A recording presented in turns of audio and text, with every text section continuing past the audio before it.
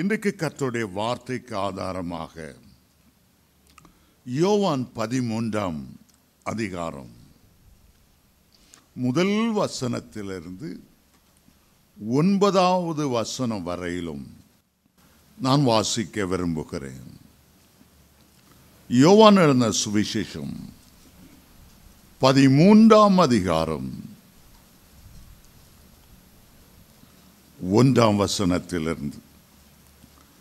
பஸ்கா பண்டிகைக்கு முன்னே இயேசு உலகத்தை விட்டு பிதாவிடத்திற்கு போகும்படியான தம்முடைய வேளை வந்ததென்று அறிந்து தாம் இவ்வுலகத்தில் இருக்கிற தம்முடைய வருடத்தில் அன்பு வைத்தபடியே முடிவு பரியந்தமும் அவரிடத்தில் அன்பு வைத்தார்.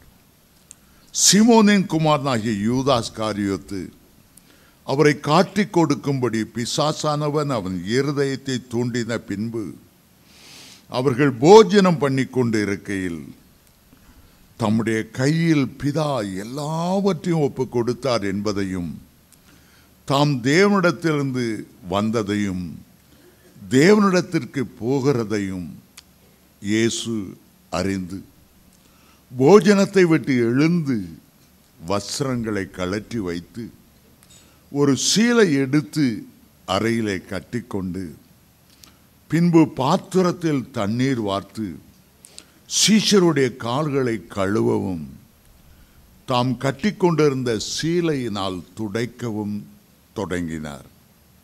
அவர் சீமோன் பேதுருவிடத்தில் வந்தபோது அவன் அவரை நோக்கி, ஆண்டவரே, நீர் என் கால்களை கழுவலாமா என்றான். இயேசு அவனுக்கு பிரதித்திரமாக, நான் செய்கிறது இன்னதென்று இப்பொழுது நீ அறியாய், இனிமேல் அறிவாய். பேதுரு அவரை நோக்கி, நீ ஒரு காலமே என் கால்களை கழுவப்படாது என்றான். இயேசு அவனுக்கு பிரதித்திரமாக, நான் உன்னை கழுவாவிட்டால் என்னிடத்தில் உனக்கு பங்கு இல்லை என்றார். அதற்கு சீமோன் பேதுரு, ஆண்டவரே, என் கால்களை மாத்திரமல்ல என் கைகளையும் என் தலையையும் கூட கழுவ வேண்டும் என்றார். இது பெரிய வெள்ளிக்கிழமைக்கு முந்தின நாள், பெரிய வியாழக்கிழமை நடந்த ஒரு சம்பவம். இன்னும் சில மணி நேரத்தில் அவர் காட்டிக் கொடுக்க போகிறார். இன்னும் கொஞ்ச நேரத்தில் கெத்செமனே தோட்டத்தில் அவரை கைது செய்ய போகிறார்கள். இன்னும் கொஞ்ச நேரத்தில் அவர் சிலுவில் அறையப்பட்டு உலக ஊழியத்தை முடித்துவிட்டு பிதாவிடத்தில் போகிறார். பிதாவிடத்தில் போகும்போது மிகுந்த கனமும் மகிமையும் பிதாவானவர் எல்லாவற்றையும் இயேசுவுக்கு ஒப்பு கொடுக்கிற ஒரு நேரம் என்பதை உணர்ந்தார். அவர் செய்த ஒரு முக்கியமான செயல் இந்த வேத புத்தகத்தில் எழுதப்பட்டிருக்கிறது. அது ஒரு பஸ்கா ஆட்டுக்குட்டியுடைய பண்டிகை. இஸ்ரவேல் ஜனங்கள் எகிப்தை விட்டு புறப்பட்டு, அதுதான் கடைசி இரவு, எகிப்தின் அடிமைத்தனத்திலிருந்து அவர்கள் கானானை நோக்கி புறப்படணும். ஆண்டவர் சொன்னபடியே ஒரு பஸ்காவை அடித்தார்கள், ஆசரித்தார்கள். பஸ்கா ஆட்டுக்குட்டியுடைய இரத்தத்தை தங்களுடைய நிலைக்கால்களிலே பூசினார்கள். அவசரமாய் கால்களிலே பாதரட்சிகளை தொடுத்து கொண்டு புறப்பட ஆயத்தமானார்கள். அந்த பஸ்காவிலிருந்து தான் இஸ்ரவேலருக்கு புதிய ஆண்டு பிறப்பை அவர்கள் கொண்டாடுகிறார்கள். இயேசு பூமியில் ஊழியம் செய்ய ஆரம்பித்த போது 3 ஆண்டுகள் அவர் ஊழியம் செய்ததினாலே 3 பஸ்காவை கடந்து அவர் வந்திருந்தார். அந்த பஸ்கா ஆடு என்பது இயேசுவையே குறிக்கிறது. அவர் யோவான் சானகன் அவரை சுட்டி காண்பித்து யோவான் 1:29 சொன்னார், இதோ உலகத்தின் பாவங்களை சுமந்து தீர்க்கிற தேவ ஆட்டுக்குட்டி. ஒவ்வொரு முறையும் ஆட்டுக்குட்டிகளை பார்க்கும்போது பெதஸ்தா குளத்தண்டை வருகிறார். ஆட்டு வாசல் அருகே அந்த பெதஸ்தா குளம் இருந்தது. அந்த ஆட்டு வாசல் இயேசுவையே நினைவு கூர்ந்தது. வாசல் வழியாய் உட்பிரவேசிங்க, நானே அந்த வாசல், ஆட்டுக்குட்டியினுடைய வாசல் என்று அழைக்கப்பட்டது என்று யோவான் 5:2 வாசிக்கிறோம். வெளிப்படுத்தின விசேஷத்தில் இயேசுவை குறித்து சொல்லும்போது வெளிப்படுத்தல் 5:6 இதோ அடிக்கப்பட்ட வண்ணமாயிருக்கிற ஆட்டுக்குட்டி என்று எழுதப்பட்டு இருக்கிறது. வெளிப்படுத்தல் 13:8 வாசிக்கும் போது உலக தோற்றத்துக்கு முன்னால் அடிக்கப்பட்ட ஆட்டுக்குட்டி என்று அழைக்கப்பட்டு இருக்கிறது. அந்த தான் சிலுவையில் அடிக்க போகிற அந்த நிழல், அந்த பஸ்கா ஆட்டுக்குட்டியினுடைய நிழல். வேதம் சொல்லுகிறது, அந்த நேரத்தில் அவருடைய உள்ளத்தில் ஒரு அன்பு பொங்கினது. 13:1 சொல்லுகிறது, அவர் தம்முடையவரிடத்தில் அன்பு வைத்தபடியே முடிவு பரியந்தம் அவர் அன்பு வைத்தார். முடிவு பரியந்தம் அன்பு வைத்தார். அந்த அன்பிலே மாற்றமே இல்லை. 3.5 ஆண்டுகளுக்கு முன்பு அழைக்கும் போது என்ன அன்பு வைத்தாரோ, 3.5 ஆண்டு காலங்களால் பல ஏற்ற தாழ்வுகள் இருந்த போதிலும் அன்பை அவர்களை விட்டு விலக்கவே இல்லை. ஆண்டவருடைய அன்பு நித்தியமான அன்பு. உங்களை நேசித்து தெரிந்து கொண்டாரே, இதுவரை வழிநடத்தினாரே, அந்த அன்பை விட்டு அவரை எடுக்கவில்லை. நீங்கள் எவ்வளவுதான் அவரை விட்டு தூரமாய் போயிருந்தாலும், எவ்வளவுதான் கண்ணின் காட்சிகளிலே நீங்கள் நடந்திருந்தாலும், இயேசுவே நீர் எனக்கு வேண்டாம் என்று கூட நீர் சொல்லியிருந்தாலும், அவர் உங்களிடத்தில் அன்பு வைத்தபடியே இன்றைக்கு வரைக்கும் அவர் அன்பு வைத்திருக்கிறார். இந்த வாசித்த இந்த வேத பகுதியிலே நீங்கள் ஒரு 5 காரியங்களை அறிந்து கொள்ளலாம். முதலாவது, அவருடைய அன்பு. அந்த அன்பினால் தான் கல்வாரியை நோக்கி நடந்தார். அந்த அநாதி சிநேகத்தால் தான் உங்களை சிநேகித்தார். அவருடைய அன்பை தான் முழுவதுமாய் இங்கே நீங்கள் வாசிக்கிறோம். இரண்டாவதாக, அவர் யாரையும் தள்ளாதபடி துரோகத்தை கூட தாங்கி கொண்ட அவருடைய கிருபை எண்ணி பாருங்கள். யூதாஸ் காரியத்தை காட்டி கொடுக்கும்படி அந்த பந்தியிலிருந்து எழுந்து போய்விட்டார். இன்னொரு சில மணி நேரங்களில் பேதுரு அவரை மறுதலிக்க போகிறார். பேதுரு அவரை சபிக்க போகிறார், சத்தியம் பண்ண போகிறார். இயேசுடைய குணம் என்ன? தாங்கிக் கொள்ள முடியாத துரோகங்களையும் தாங்கி மன்னிப்பு கொடுத்து அரவணைக்கிற ஒரு தேவன். எவ்வளவுதான் அவரை விட்டு தூர போனாலும், இன்னும் நேசிக்கிறேன் மகனே, இன்னும் நேசிக்கிறேன் மகளே, உன் பாவங்களெல்லாம் மன்னித்து மறுபடியும் நான் ஏற்றுக்கொள்ளுகிறேன். அந்த துரோகங்களை தாங்குகிற அன்பு. மூன்றாவது, இந்த வேத பகுதியில் நாம் அறிகிறோம், இயேசுனுடைய தாழ்மை. இயேசுடைய தாழ்மை, பாதங்களை பிடித்து கழுவுகிற ஒரு தாழ்மை. நான்காவது, இந்த வேத பகுதியிலே அவருடைய முன்மாதிரி. பூமியில் வாழ்ந்த எல்லா மனிதருக்கும் ஒரு முன்மாதிரியை காண்பித்தவர். நானே இதை செய்ததுண்டானால் நீங்களும் ஒருவருக்கொருவர் அதை செய்யுங்கள். ஐந்தாவதாக, இந்த பகுதியிலே நம்முடைய உள்ளத்தை தொடுவது ஆண்டவருடைய கழுவுதல் ஆகும். ஞானஸ்நானத்திலே தண்ணீரினால் அவர் கழுவுகிறார். சிலுவையிலே இரத்தத்தினாலே கழுவி நமக்கு ரட்சிப்பை கொடுக்கிறார். மூன்றாவது, பரிசுத்த ஆவினாலே நம்மை கழுவுகிறார். அபிஷேக தைலத்தால் அவர் கழுவுகிறார். இந்த 5 சுபாவங்களையும் இப்போது நாம் சற்றே சுருக்கமாக பார்க்க போகிறோம். கால்களை கழுவுகிற அந்த அன்பு, அதை யோசித்து பாருங்க, அதை யோசித்து பாருங்க.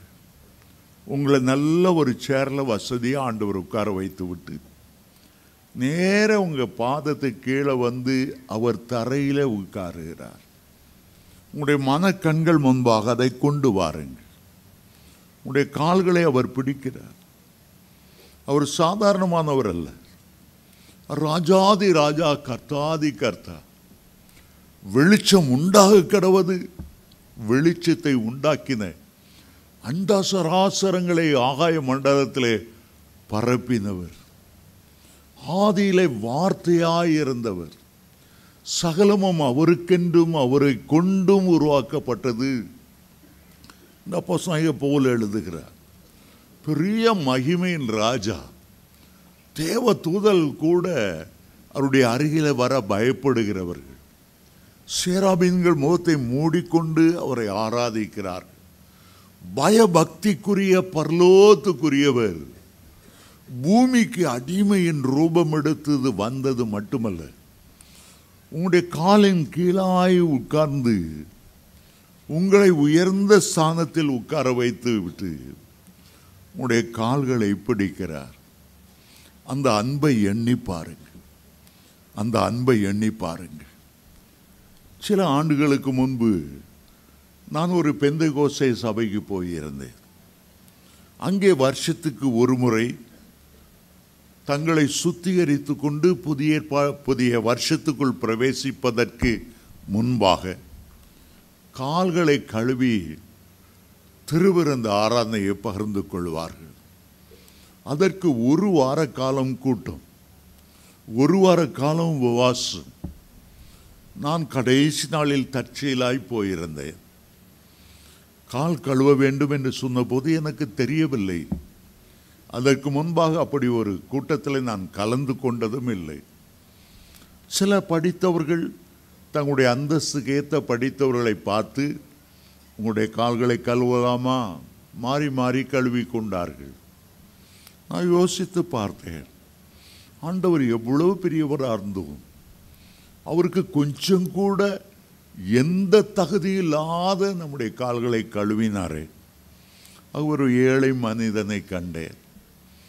வயதானவர், காலெல்லாம் வெடித்து போய் இருந்தது.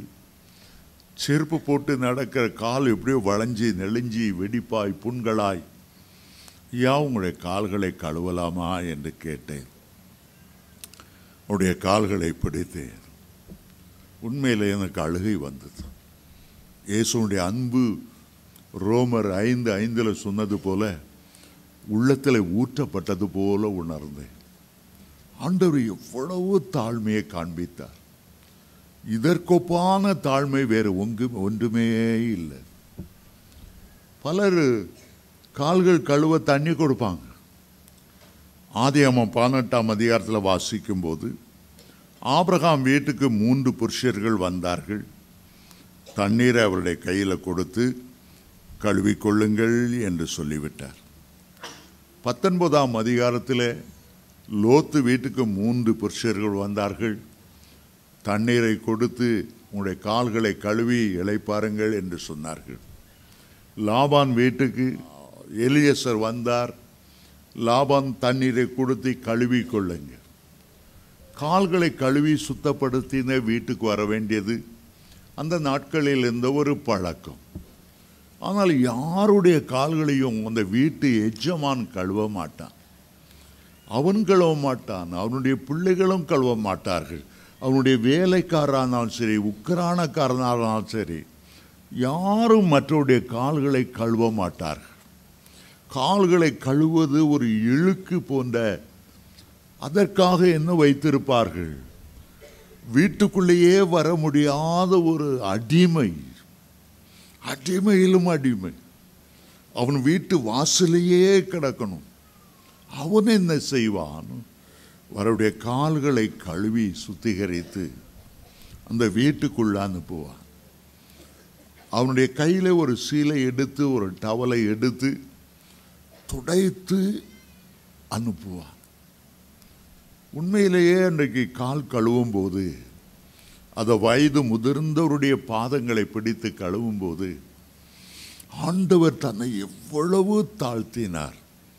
பிலிப்பியர் 2 வாசிக்கிறோம், அடிமையின் ரூபம் எடுத்து மரண பரியந்தம் தன்னை தாழ்த்தினார். ஒரு அடிமையை போல தாழ்த்தினார். தேவகுமாரன் தேவகுமாரன் என சொல்லப்படுவதை அவர் ஒரு மேன்மையாய் கருதாமல் அடிமையின் ரூபம் எடுத்து சிலுவையின் மரண பரியந்தம் தாழ்த்தினார். இந்த காலை கழுவும்போது உண்மையிலேயே இயேசு என் கால்களை பிடித்திருப்பது போல எனக்கு உணர்வு. பேதுருவின் கால்களை பிடிக்க வரும்போது, ஆண்டவரே நீர் என் கால்களை கழுவவே கூடாது, நான் அதற்கு பாத்திரவான் அல்ல. பேதுரு பதறி போனால், துடித்து போனார். ஒரு காலமும் என் கால்களை கழுவக்கூடாது. இயேசு சொன்னார், உன் கால்களை நான் கழுவாவிட்டால் உனக்கு என்னிடத்தில் பங்கு இல்லை. உடனே பேதுரு சொன்னார், என் கால்களை மட்டுமல்ல, என் கைகளை மட்டுமல்ல, என் தலையையும் கழுவ வேண்டும். கால்களை கழுவணும், கைகளை கழுவணும், என் தலையையும் கழுவணும். பேதுரு கண்ணீரோடு சொன்னார். அருமையான தேவனுடைய பிள்ளைகளே, இயேசுவினுடைய தாழ்மை, பிறப்பிலிருந்தே அவர் தாழ்மையை தான் வெளிப்படுத்தி கொண்டு வந்தார். ஒரு அரண்மனையில் அவர் பிறக்கவில்லை, ஒரு சத்திரத்தில் கூட அவருக்கு இடம் கொடுக்கவில்லை. பூமியில் வாழும்போதும் கண்ணீரோடு சொன்னார், நரிகளுக்கு குழிகள் உண்டு, ஆகாயத்து பறவைகளுக்கு கூடுகள் உண்டு, மனுஷகுமாரனுக்கோ தலை சாய்க்க இடமில்லை, தலை சாய்க்க இடமில்லை. இயேசு தன்னுடைய வாழ்க்கை முழுவதும் சீஷர்களுக்கு ஒன்று கற்றுக் கொடுக்க விரும்பினார் என்றால் அது தாழ்மை, அது தாழ்மை, அது தாழ்மை. லூசிபராகிய சாத்தானை பாருங்கள், ஒரு மனிதனுக்குள் அவன் ஊட்டுவது பெருமை, பெருமை, பெருமை. ஏசாயா 14 அதிகாரத்திலும் எசேக்கியேல் 28 அதிகாரத்திலும் பரலோகத்தில் இருந்த அந்த லூசிபர், பிரதான கேருவாயிருந்த அந்த லூசிபர், அக்கினி மயமான கற்களின் நடுவிலே உலாவின அந்த லூசிபர் என்ன பாவம் செய்தான்? ஆம், அவனுக்குள் பெருமை வந்துவிட்டது. ஆண்டவருக்கு விரோதமாய் தன்னை உயர்த்த நினைத்தான். வடபுறத்தில் உள்ள ஆராதனை கூடத்தில் நான் ஏறுவேன், உன்னதமானவருக்கு ஒப்பாவேன். அதுதான் அவனுக்குள்ளே வந்த பெருமை, அதுதான் அவனுக்குள்ளே வந்த பெருமை. ஆகவேதான் அவனை பரலோகத்தில் இருந்த ஆண்டவர் கீழே தள்ளினார். ஆதாம் ஏவாளுக்குள் அவன் ஊட்டினது என்ன? அந்த பெருமையைத்தான் ஊட்டினான். இந்த பழத்தை தின்றால் நீங்கள் தேவனை போல மாறிவிடுவீர்கள். இவன் மண்ணிலிருந்து உருவானவர், அவர் ஜோதிகளின் பிதா. எப்படி தேவனை போல மாற முடியும்? உடைய மன கண்களை குருடாக்கினான். பெருமையை ஊட்டி வளர்க்க சித்தமான அருமையான தேவனுடைய பிள்ளைகளே, நீங்கள் பரிசுத்தத்துக்காக எப்படி தேவனை நோக்கி கெஞ்சுகிறீர்களோ, எப்படி ஒரு ஜெப ஆவி உங்களை இறங்க வேண்டும் என்று வேண்டிக் கொள்கிறீர்களோ, எப்படி ஆவியின் வரங்கள் உங்களை செயல்பட வேண்டும் என்று ஜெபிக்கிறீர்களோ, அதை பார்க்கிலும் மன தாழ்மைக்காக ஜெபிங்க. உமக்கு முன்பாக, விசுவாசிகளுக்கு முன்பாக, ஊழியக்காரர்களுக்கு முன்பாக மனத்தாழ்மையோடு நடந்து கொள்வேன். நீர் எனக்கு எவ்வளவு செல்வம் கொடுத்தாலும் உம்முடைய தாழ்மையை நான் தரித்து கொள்வேன். பிலிப்பியர் 2:5 வாசிக்கிறோம், கிறிஸ்து இயேசுவிலிருந்த அந்த தாழ்மையின் சிந்தையே உங்களுக்கும் இருக்க கடவுது. தாழ்மை உள்ளவர்களுக்குத்தான் ஆண்டவர் கிருபை அளிக்கிறார். பரலோகத்திலிருந்து ஆசீர்வாதம் அவனை நோக்கி இறங்கி வருகிறது. சிலருக்கு பணத்தை ஆண்டவர் கொடுத்து விட்டால் அவருடைய கையில் பிடிக்க முடியாது. அற்பனுக்கு வாழ்வு வந்தா அர்த்தராத்திரி கொடை பிடிப்பான்னு சொல்லுவாங்க. சிலருக்கு ஆண்டவர் செல்வம், செல்வாக்கு, பணம் பேலன்ஸ் பண்ண முடியாது. சிலருக்கு வரங்களை கொடுத்து விட்டா அப்பா அவங்கள கையில் பிடிக்க முடியாது.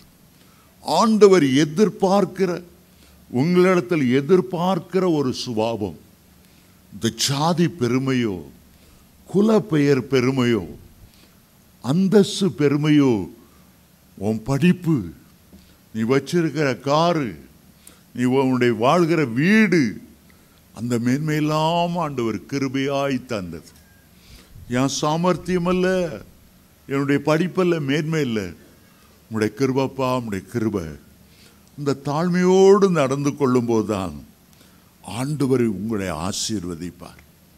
ஆண்டவர் உங்களை ஆசீர்வதிப்பார். சிலர் கொஞ்சம் ஆண்டவர் வரங்களை கொடுத்தா போதும்.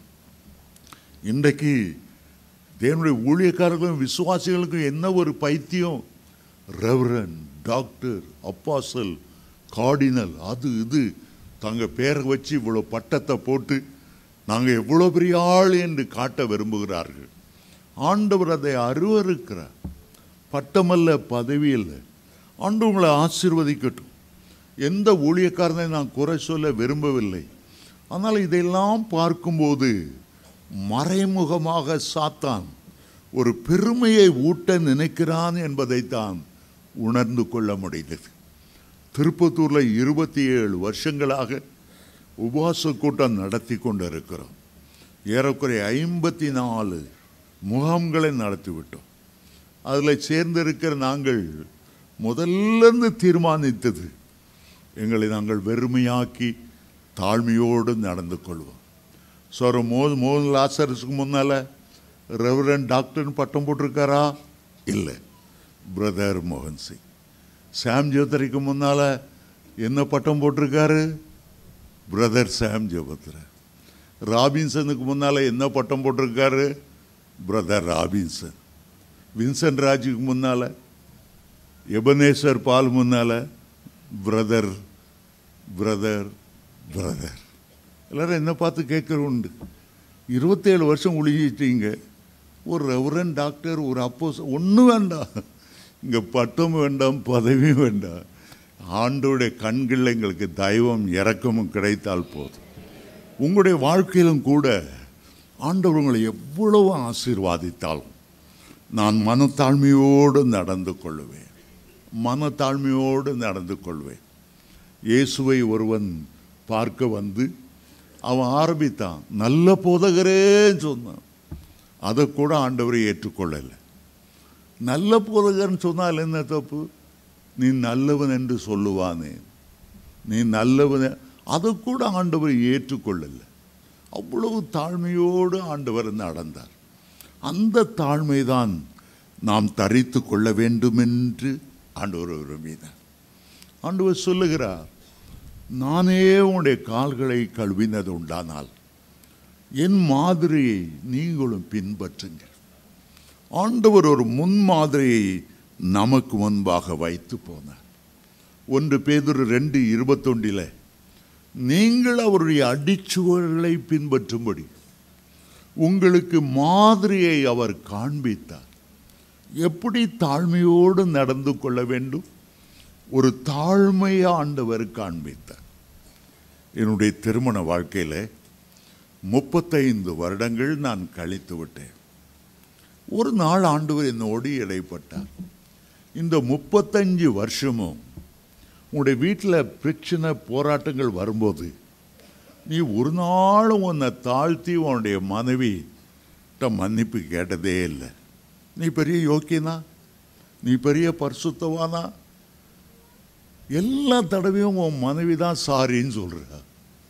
ஒன்று செய், நீ உன்னை தாழ்த்தி உன் மனைவிட்ட போய் அவருடைய கால்களை கழுவி சாரின்னு சொல்லு, ஒப்புரவாக. எனக்கு கஷ்டத்திலும் அதை போல ஒரு கஷ்டம், ஒரு தன்மான இழுக்கு, ஒரு மீசை வச்ச ஆம்பளை. அப்போ எனக்கு மீசை இருந்துச்சு.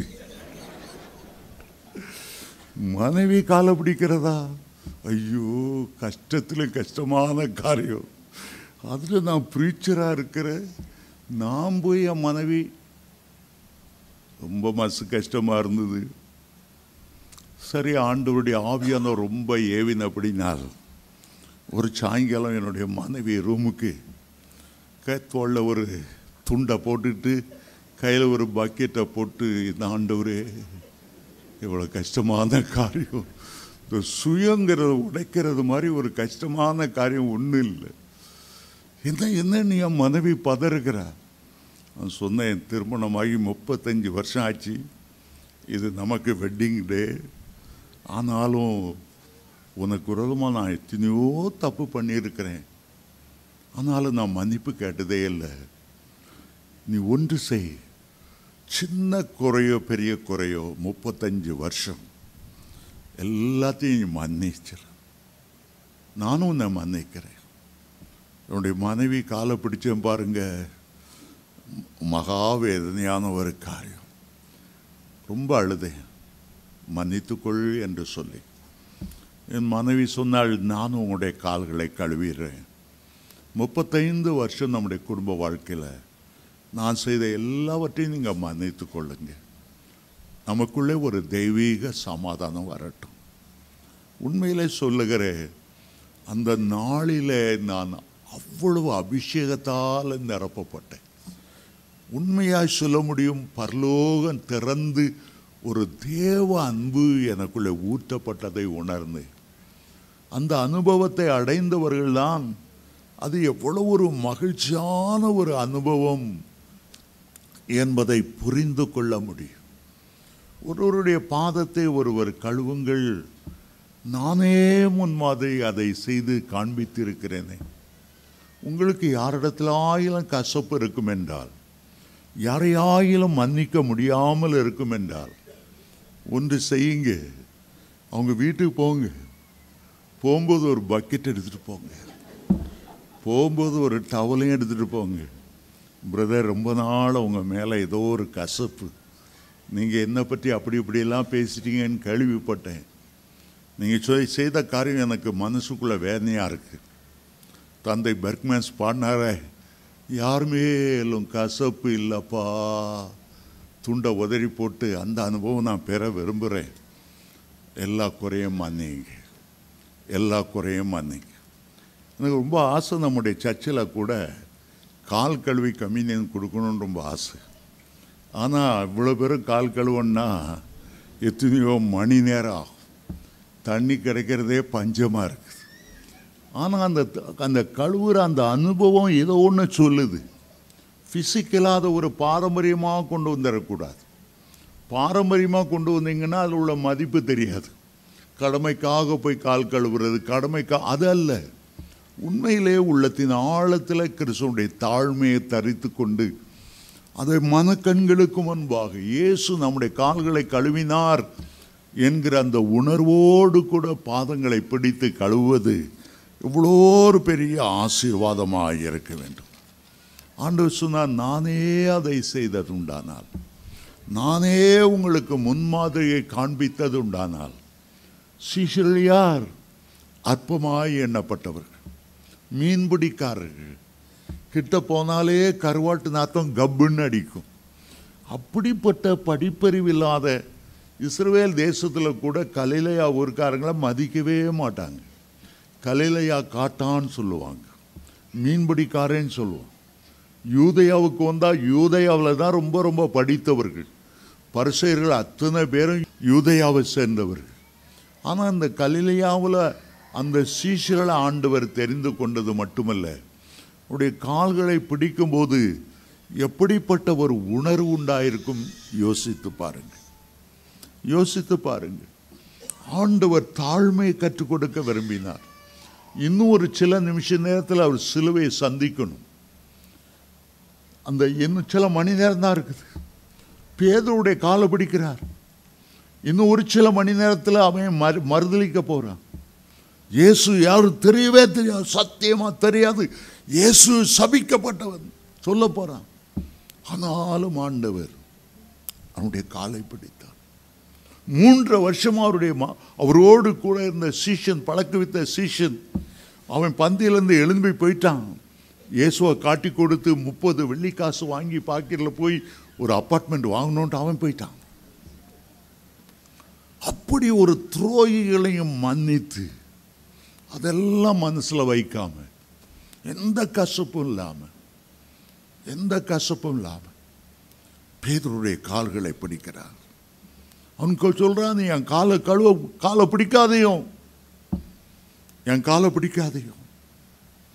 நம்ம சொல்றோம், காலை பிடிச்சாவது இதா ப்ரொமோஷன் கிடைக்குதா பாரு, காலை பிடிச்சா பழங்களும் வாங்கி கொடுத்து, யார் காலை விழுந்தாவது காலை பிடிச்சாவது முன்னேறதுக்கு வழிப்பார். பேதுரு சொல்றான், என் காலை தொடாதையும், காலை பிடிக்கூடாது, நீ எவ்வளவு பெரியவர், நான் எவ்வளவு சிறியவர். ஆண்டவர் சொல்றாரு, நீ பிடிக்கப்படாது கழுவப்படாதுன்னா பங்கில்லாமல் போயிடும். அருமையான தேவனுடைய பிள்ளைகளே, நாம் ஞானஸ்நானத்திலே அவருடைய சுத்த ஜலத்தினாலே கழுவப்படுகிறோம். புறம்பான ஒரு கழுவப்படுதல். அதே நேரம் சிலுவை அண்டை வரும்போது அவருடைய இரத்தத்தினால கழுவப்படுகிறோம். 1 கொரிந்தியர் 6:4 அபிஷேகத்தால அவருடைய நாமத்தால கழுவப்பட்டீர்கள், அவருடைய ஆவினாலும் கழுவப்பட்டீர்கள். ஒரு அபிஷேகத்தால நாம் கழுவப்படுகிறோம். இந்த 3 கழுவப்படுதலும் தேவனுடைய பிள்ளைகளுக்கு அவசியம். தண்ணீரால் கழுவப்படுவது ஞானஸ்நானம், இயேசுடைய இரத்தத்தால் கழுவப்படுவது நமக்கு ரட்சிப்பு, பரிசுத்த ஆவியினால் கழுவப்படுவது அது தேவனுடைய வல்லமையை தரித்து கொள்ளுது. கழுவப்பட்ட பிறகுதான் இயேசு தன்னுடைய வஸ்திரங்களை உடுத்தினார். நமக்கு ஆவிக்குரிய வஸ்திரங்களை குறித்து 7 ஆவிக்குரிய வஸ்திரங்களை குறித்து வாசிக்கிறோம். ஏசாயா 61:10 சொல்லுகிறது, அவர் ரட்சிப்பின் வஸ்திரத்தை உடுத்தி நீதியின் சால்வையை நமக்கு தரிப்பித்தார். அதுபோல ஏசாயா 61:3 துதியின் உடையை அவர் நமக்கு கொடுத்தார். அதுபோல வெளிப்படுத்தல் 19:9 பரிசுத்தவான்களின் நீதியாகிய மெல்லிய வஸ்திரம். வெளிப்படுத்தல் 3 பரிசுத்தமான வெண் வஸ்திரம் அவனுக்கு தரிப்பிக்கப்படும். சங்கீதம் 45 சித்திர தையலாடை ஆண்டவர் நமக்கு தரிப்பிக்கிறார். கழுவப்பட ஆண்டவர் விலையேறப்பட்ட பரலோக வஸ்திரங்களை அவர் நமக்கு தந்தருளுகிறார். கழுவப்பட வேண்டியது ரொம்ப அவசியம். பேதுரு சொல்லுகிறார், ஆண்டவரே உமக்கு எனக்கு பங்கு இல்லாமல் போய்விடக்கூடாது. இந்த திருவிருந்து ஆராதனை ஆண்டவரிடத்தில் நமக்கு பங்கு கிடைப்பதற்காக. இந்த திருவிருந்து ஆராதனை குறித்து இயேசு சொன்னார், இந்த அப்பத்தை புசித்து இந்த இரத்தத்தை பண்ணுகிறவனை நான் அவனை எழுப்புவேன், கடைசி நாளில் அவனை நான் எழுப்புவேன். இந்த அப்பத்தை புசித்து இந்த இரத்தத்தை பானம் பண்ணுகிறவனுக்கு நித்திய ஜீவன் உண்டு. ஆகவே இது ஒரு சடங்காச்சாரம் அல்ல, இது ஒரு முக்கியம் வாய்ந்த ஒரு அனுபவம். தாவீது பாவம் செய்த போது தேவ சமூகத்தை நிற்க தகுதியற்றவன் என்பதை உணர்ந்தார். அவனுடைய பாவம் ஒரு தடுப்பு கல்லாய் இருந்தது. ஏசாயா 59:2 சொல்லுகிறது, உங்களுடைய பாவங்களே உங்களுக்கும் தேவனுக்கும் இடையே பிரிவினை உண்டாக்குகிறது, உங்களுடைய அக்கிரமங்களே அவர் உங்களுக்கு செவி கொடுக்க முடியாதபடி உங்களை தடுக்கிறது. ஆகவேதான் அவர் சொன்னார், சங்கீதம் 51 வாசிக்கும் போது 2ஆம் வசனத்தில் அவர் சொல்லுகிறார், என் அக்கிரமம் நீங்க என்னை முற்றிலும் கழுவி என் பாவங்கள் அற என்னை சுத்திகரி. என் அக்கிரமங்கள் அற கழுவும், என்னை கழுவும், என்னை சுத்திகரியும். 7ஆம் வசனத்தை சொல்லுகிறார், ஆண்டவரே என்னை ஈசோப்பினால் சுத்திகரியும், என்னை கழுவியருளும். அப்போது உறைந்த மழையை போல நான் வெண்மையாவேன் என்று சொன்னார். கழுவப்படுவது எவ்வளவோ முக்கியம். கழுவப்படுவது எவ்வளோ முக்கியம். ஆகவேதான் எதை இழந்து போனாலும் திருவிருந்து ஆராதனை நாம் இழந்து போகவே கூடாது. சாதாரணமாக பாவத்தை கழுவுவதற்கு வேறு வழியே கிடையாது. இயேசுவின் இரத்தமே இல்லாமல், ஆட்டுக்குட்டியின் இரத்தமே இல்லாமல் நம்மை சுத்திகரிக்க வேறு ஒன்றுமே கிடையாது. கல்லூரி படித்தீர்கள் என்றால் ஷேக்ஸ்பியர் நாடகம் ஒன்று, மேக்பத் என்ற நாடகத்தை ஒரு உலகை குறித்து கேள்விப்பட்டிருக்கலாம். அதில் ஒரு நல்ல அன்புள்ள பண்புள்ள ராஜா இருந்தார். அதில் ஒரு முக்கிய மந்திரி, இராணுவ மந்திரி. அவருடைய மனைவி, அவளுக்கு ரொம்ப ஆசை மகாராணியாக மாறணும், தான் புருஷன் அரசனாக மாறணும். ஆகவே புருஷனை தூண்டி விட்டான். டைம் கிடைக்கும் போது ராஜாவை கொந்துரும். ஏற்ற வேலை வரும்போது சொன்னா, இன்னைக்கு ராஜா விருந்துக்கு வருவார், உன் ஆட்கள்லாம் ரெடி பண்ணி வச்சிரு. தனிமையாக இருக்கும்போது சதக் சதக் ரத்தம் கொப்பளி சாகட்டும், அப்போதான் நீங்கள் ராஜாவாக முடியும். இல்லைன்னா நீங்கள் ராஜாவாக முடியாது. நீங்கள் ஆட்டாலும் பரவாயில்ல, நான் ராணியே ஆகி தீரணும். 1000 தலை வாங்கி தான் அபூர்வ சிந்தாமணி அம்மா மாதிரி இந்த அம்மாவுக்கு ராஜாவை கொன்று தான் ராணி ஆயிரணும். கடைசியில் சந்தர்ப்பம் கிடைத்தது, ராஜாவை கொன்னுட்டான். ராஜா துடிக்கிறான், கொல்லாதப்பா, நான் என்ன செய்தேன், உன்னை மந்திரியா மாத்தேன்னு, இன்னும் உயர்த்துறேன், கொல்லாத கொல்லாத. இவ்வளோ கெஞ்சி கொண்டு வந்தோம், தான் மனைவிக்கு ராணி பதவி கிடைக்கணும்க்கா, கொன்னுட்டான். இனிமே ராஜாவா வரணும். ஆனால் அவனுக்குள்ள பயங்கர குற்றமான சாட்சி. இரவும் பகலும் இந்த ராஜா வந்து அலறுறது போல, ரத்தம் சிதறும் போது கொல்லாத கொல்லாத காலை பிடிக்கிறது போல. கொன்ன உடனே அந்த மனசாட்சியில் அவன் மூளையை கலங்க ஆரம்பித்தது. அவன் சொன்னான், எத்தனை சோப்பை போட்டு ரத்த கரை படிந்த என் கையை கழுவினாலும் ரத்த வாசனை வீசுது. நான் செய்த குற்றத்தை மன்னிக்க முடியல. அவன் எழுதுகிறான், சவுதி அரேபியாவில் அவ்வளோ வாசனை திரவங்கள், அவ்வளோ சென்ட்டுகளை கொண்டு பாட்டில் பாட்டிலாக என் கையில் ஊற்றினாலும் இந்த ரத்த வாசனை என்னால் மறக்க முடியல. கையை பார்க்கவே அவனுக்கு பயம். பைத்தியக்காரன் ஆயிட்டான், பைத்தியக்காரன் ஆயிட்டான். அருமையான தேவனுடைய பிள்ளைகளே, எந்த மதமும் பாவ மன்னிப்பை பற்றி பேசுனதில்லை. இரத்த கரை படிந்த கையா இருக்கலாம், உன் கையாலேயே உன் வயிற்றில் இருக்க பிள்ளை வேண்டான்னு சொல்லி டாக்டர்கிட்ட போய் கொண்டிருக்கலாம். ஒரு இரத்த கரை படித்த சாபம் அநேக குடும்பங்களில் இரத்தத்தினால் வந்த சாபம்.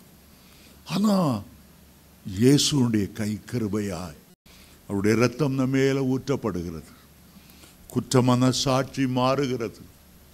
1 யோவான் 1:9 சொல்லுகிறது, நாம் நம்முடைய பாவங்களை அறிக்கையிட்டால் எல்லா பாவங்களையும் நமக்கு மன்னித்து எல்லா நியாயத்தையும் நீக்கி நம்மை சுத்திகரிக்க அவர் உண்மையுள்ளவராகவே இருக்கிறார்.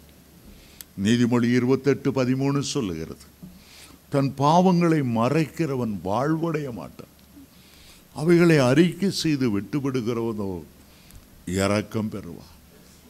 இரக்கம் பெற இன்றைக்கும் கர்த்தர் ஒரு நல்ல தருணத்தை தந்திருக்கிறார்.